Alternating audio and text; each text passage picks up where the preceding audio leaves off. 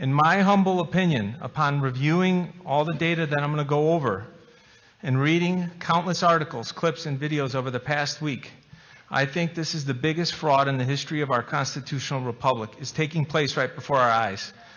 The corrupt mainstream media and tech oligarchs are colluding in an attempt to assassinate the American public's true legal vote for our President Donald J. Trump through corrupt government officials across countless precincts and corrupt state officials and courts. The evidence will show that President Trump surpassed both FDR and Reagan in the percentage of legal votes, topping 60% when this crime is unveiled. So much of this process has been tainted that it will likely end up before the Supreme Court and allow one electoral vote per state cast. Hopefully Arizona does its part. And eventually the 35 of the 50 states will probably vote Republican, which will probably match his popular vote totals. So basically what I've identified is that there's between 120,000 and 306,000 fake people. And I did this by looking at the data, and I'm not going to go over this sheet just yet. I want to kind of just highlight the bigger picture so that, because, you know, numbers can be, I love numbers, but they could be a little boring. So I want to kind of tell the story to the numbers. But basically, what I did is I took a completely different approach than what's been presented up to this point, based on the little that I've heard here. There's approximately 1,500 precincts in Arizona. And there's 3 classifications for male, female, and then you. I guess maybe that's the undecided classification. And then there's 5 different types of voters. There's 1, 2, 3, 4, 5. Hard Republican, moderate, swing, moderate Democrat, hard Democrat. So there's 5 categories. And what I did is I looked through the age rolls, so 18 to 100, and I basically created a unique bucket, so to speak, for each of those classifications. So it turns out there's about 980,000 plus unique Arizona voters. And the way what I did is I didn't look at the total, I looked at the number of registered voters in the state. Because if the core data set is flawed, everything else that happens afterwards is irrelevant, in my opinion. Because, you know, so I kind of took an approach of how is the thing constructed. It was a very tedious process to organize all this, but then once I got that organized, I broke out all of the male 1, 2, 3, 4, 5 votes. So I want you to think about, like, okay, there's 5 classifications of male voters in the state of Arizona. I summed up and looked at how many of those votes by age, 18-year-olds, 19-year-olds, 20-year-olds, across all those different categories. And then I did the same thing for females. And then I did the same thing for the U's. And this is, it was absolutely mind-boggling what popped out as a result of this incredibly tedious process. The correlation of men that voted in Arizona, so the first category, 1, you know, the number 1 voter versus 2, 1 versus 3, 1 versus 4, 1 versus 5, and then, you know, making sure that all possible combinations of male voters was accounted for. The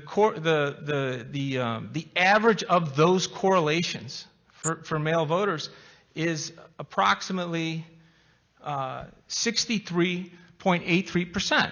That makes sense because, you know, people as they age, they're kind of random. They may fall into, you know, maybe they're liberal one time, maybe they're conservative the other time. They kind of bounce around. And the variation, the standard deviation is very high, as it should. People's life cycle changes. It's about 30%. So then I did the same thing for females. Now, I mean, I can ask a silly question, but I said no. My wife told me no jokes. But, you know, I'll get to the punchline. Are women more predictable than men when it comes to voting? Are they more independent? Now, people's first answer seems to be, oh, they'll do more of what, you know, their correlation should be higher. And actually, the opposite is true. They're at about 58%. So about 6 points higher, 6 points lower in terms of the correlation doing the same analysis. And that makes sense because most women don't want to tell you what they're doing when they go in the voting booth. So that's the joke. But anyways, so then what I did is I did the same thing for the U's. Now keep in mind, there's a total. Bobby, excuse me. When you say U's, you're talking about undisclosed, not Utes, as in younger. Yeah, Okay. yeah, I like that from my cousin Vinny. Hey, there you go. I'm glad you got the joke, Mr. The two Mayor. Utes. So what is a Ute? But so basically, once I did that, there's 463,660 classified that I found under this category. I did that same analysis. Now keep in mind, the standard deviation for men was about 32.8%. For women, it was 35.77%. That there would be a lot of randomness through time across the aging process of human beings. With regards to the U, when I did that same analysis, 94% plus correlation. Let me say that again. 94% correlation.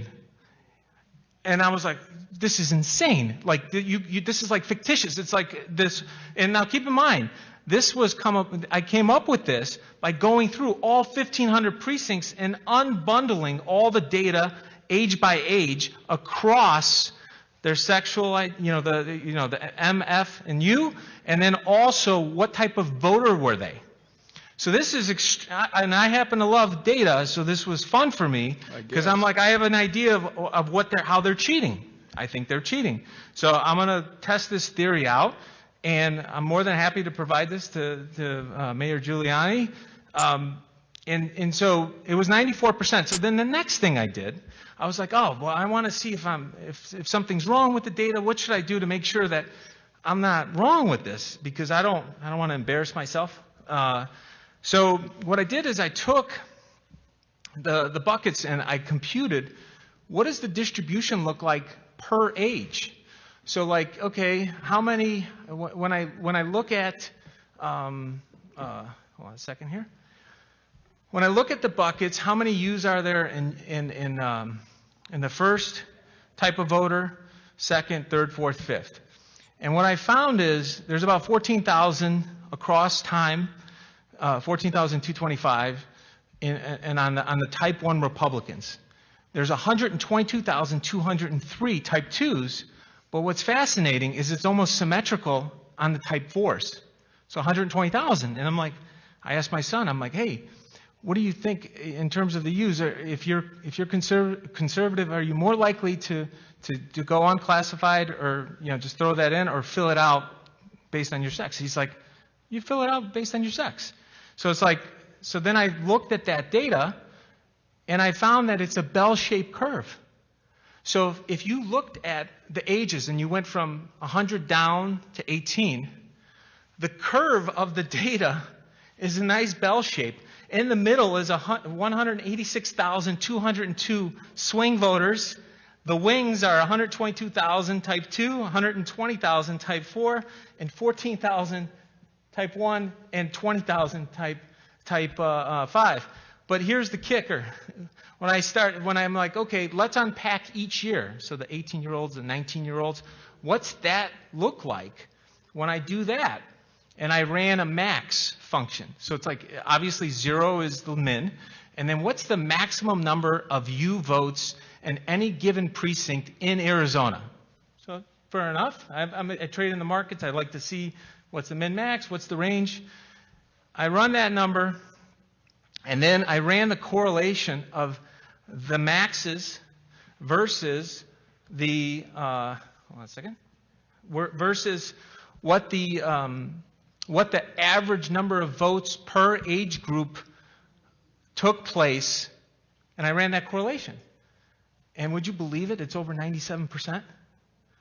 So it's like, holy cow, I think I reverse engineered the algorithm that they're using to do these damn votes. But unless you're willing to create 980,000 buckets, you're going to have a hard time seeing it.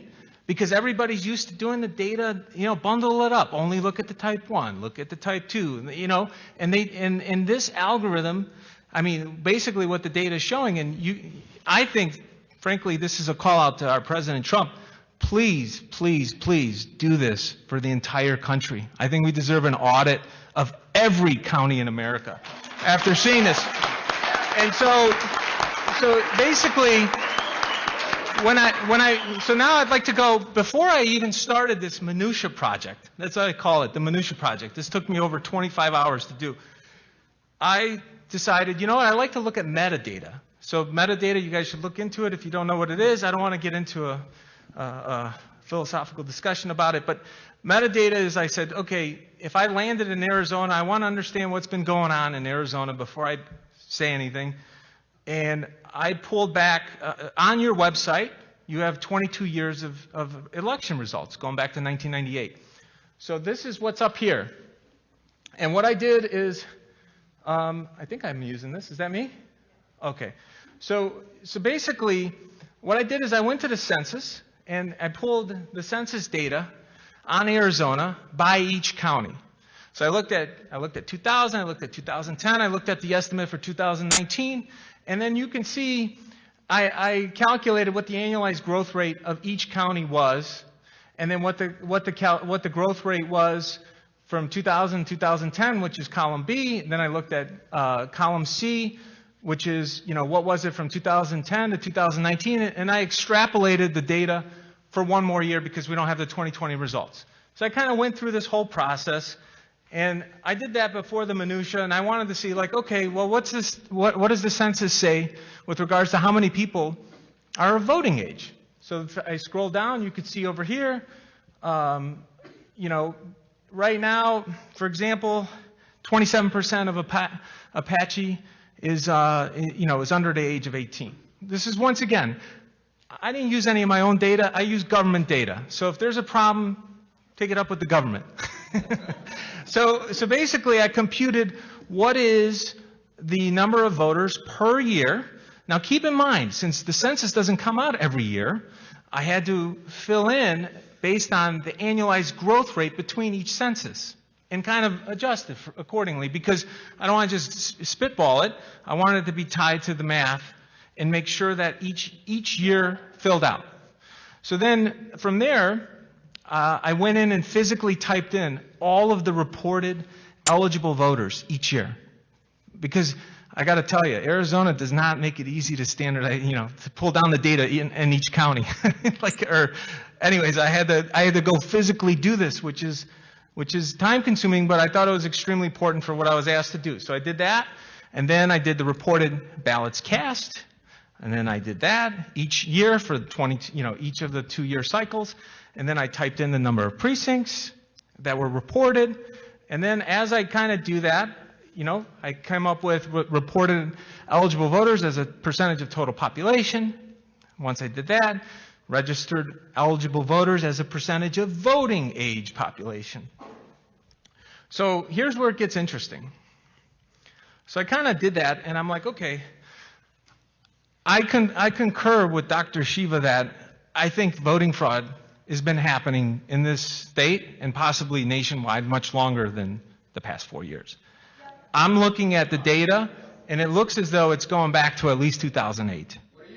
If you could just tell us in the simplest way possible as an expert, what is your opinion as to the validity of the numbers that were certified today by the Secretary of State and the governor about this election? If I was an executive at a publicly traded company, I would never sign that because I risked jail time and having all my money taken from me in lawsuits. So to answer your question, I would never, ever have certified. I'd rather resign than have certified those results.